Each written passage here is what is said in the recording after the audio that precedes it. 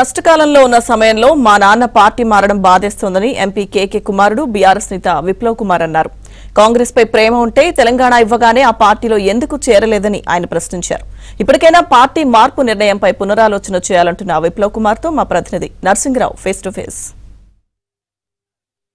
Telangana politics లో senior నేత కేకే BRS ను వీడి కాంగ్రెస్ పార్టీలో చేరడం దాదాపు ఖాయమైపోయింది. 1-2 రోజుల్లోనే ఆయన పార్టీలో చేరబోతా ఉన్నారు. సో ఈ నేపథ్యంలో కేకే వెంట ఆయన కుమార్తె జేహెచ్ఎంసీ మేయర్ గద్వాల విజయలక్ష్మి కూడా కాంగ్రెస్ పార్టీలో చేరుతా ఉన్నారు. మరి ఆయన కుమారుడు విప్లవ్ కుమార్ పార్టీలో కొనసాగుతారా, తండ్రి బాటలో నడుస్తారా? ఆయనతోనే మాట్లాడి తెలుసుకుందాం. విప్లవ్ కుమార్ గారు చెప్పండి, మీ నాన్న సీనియర్ పొలిటీషియన్ కె కేశవరావు గారు కాంగ్రెస్ పార్టీలో చేరడం ఖాయమైపోయింది. కొద్దిసేపటి క్రితమే రేవంత్ రెడ్డిని కూడా కలిశారు.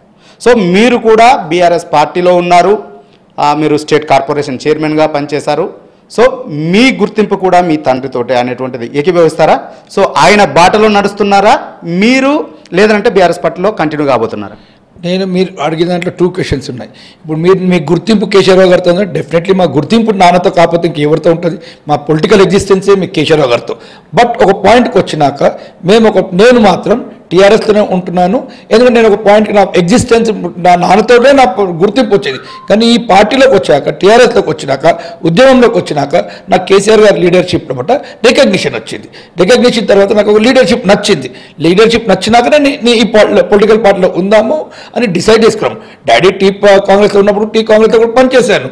కానీ ఇక్కడికి వచ్చి ఉద్యమంలో ఇక్కడికి వచ్చినప్పుడు ఎప్పుడైతే డాడీ చేంజ్ అయ్యింది, ఇక్కడికి వచ్చినాక నాకు ఈ లీడర్షిప్, ఈ ఐడియాలజీస్ అని నచ్చాయి. సో నాకు ఈ ఐడియాలజీ నచ్చినాక definitely going with ideology, KCR garu ideology నచ్చాయి, నేను ఇక్కడ ఉంటున్నాను. అండ్ డెఫినెట్లీ మా నాన్నగారికి అగేన్స్ట్ కాదు, ఆయనంత పెద్ద స్టేట్మెంట్ ఎవరు లేరు. Is not a small politician, it's a very big statement. ఆయన ఈ టైంలో ఆయన కూడా మాతో ఉంటే, నేను ఇవాళ కూడా ఆయన కూడా మాతో ఉంటే, బీఆర్ఎస్తోనే ఉంటే చాలా మంచిది అనుకుంటాను. ఎందుకంటే ఈ బ్యాడ్ టైంతో big people like him are needed. ఆయన పార్టీగా భీష్ములాగా ఉండే, అట్లా ఆయన ఈ టైంలో డిసిషన్ ఎందుకు తీసుకుంటారని నాకే చాలా బాధేస్తుంది. యాక్చువల్ నేను ఆయన ఉంటే చాలా బాగుంటుండే అనుకుంటున్నాను. మా సిస్టర్ కోసం వస్తారా, అది different. He was never in to that political కంప్లీట్గా. ఫస్ట్ నుంచి పాలిటిక్స్ లేకుండే, ఆమె బయటకు వచ్చి 2006లో వచ్చారు. దాని 2016లో she came into direct politics వచ్చి దాని తర్వాత మేయర్ కూడా ఇట్లా కేసీఆర్ గారు ఇచ్చారు. పొలిటికల్ లైఫే టీఆర్ఎస్ పార్టీ ఇచ్చింది. ఇచ్చినాక మేయర్ చేశారు. మేయర్ చేసినాక కూడా why she's taking the decision అనేది నాతో డిస్కస్ చేయలేదు. కాబట్టి పర్సనలీ ఐ కాంట్ సే చాలా తప్పు అని మాత్రం నేను భావిస్తాను. కేశవరావు గారి కోసం అయితే మాత్రం ఆయనకి ఒకటి చెప్పేంత లెవెల్ కాదు, ఎవరికి చెప్పేంత లెవెల్ కాదు. ఆయన అంత పెద్ద మనిషి, ఆయన వాళ్ళు మాకు ఉండే ఒక అండగా ఉంటే చాలా బాగుంటుండే బీఆర్ఎస్కి అని మాత్రం నా ఒక అభిప్రాయం. మీరు రిక్వెస్ట్ చేస్తున్నారు, మీడియాలో రిక్వెస్ట్ చేస్తున్నారు, నేరుగా కలిసి నాన్నతో కూర్చొని మాట్లాడి ఏమన్నా సర్ది చెప్పేటువంటి ప్రయత్నం చేశారా? చేయకపోతే చేసే ప్రయత్నం చేస్తారా? లేదంటే ఇప్పుడు చేసే ప్రయత్నం అంటే నేను మాట్లాడడానికి చేసే ప్రయత్నం లేదు. ఎందుకంటే ఇప్పుడు ఆ ఏజ్ మనిషికి, నేను నా పొలిటికల్ స్టేచరు, నేను నా ఏజ్ ఇది I'm the youngest at home. నేను ఇంట్లో అంతకంటే చిన్నోడిని. ఈవెన్ మై సిస్టర్కి కూడా నాకంటే ఇంట్లో అంతకంటే పెద్దది. నేను కూర్చుని వాళ్ళకి చెప్పే అంత పెద్దోడిని కాదు.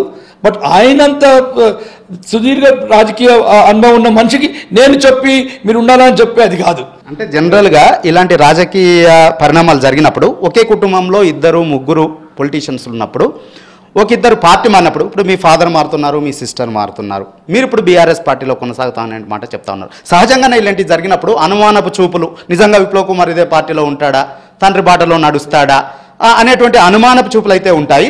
ఈ విషయం పైన మీరు మీ పార్టీ అధిష్టానంతో మాట్లాడారా?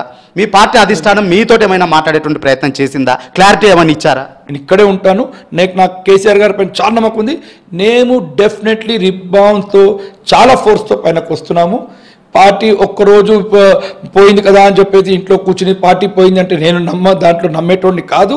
బీజేపీ 2 MP సీట్స్ నుంచి ఇవాళ మోడీ గారు one of the top best prime minister in the world అయిపోయారు 303తో. అంటే మేము ఒక్కరోజు 10 years రూల్ చేసామండి. 60 ఉండే, దాని 80కి వచ్చినాము. 10 years రూల్ చేసాము. అట్లా మంచి 100 days పార్టీ పోయింది అంటే ఇది అని స్మాల్ దిస్ థింగ్ గాలివానకి పడిపోయి పేకాట కార్డ్స్ అయ్యి పడిపోవడానికి. థ్యాంక్ యూ అండి. కేసీఆర్ మా నాన్న చాలా సీనియర్ పొలిటీషియన్. ఈ సమయంలో పార్టీ మారడం అనేటువంటిది మనకు ఎంతో బాధ కలిగిస్తుంది. అయినప్పటికీ తాను మాత్రం బీఆర్ఎస్ పార్టీలోనే ఉంటాను, కొనసాగుతున్నాను అనే మాటను విప్లవ్ కుమార్ చెప్తున్నారు. సన్నితో నర్సింగరావు, ఏమైనా ఆంధ్రజ్యోతి.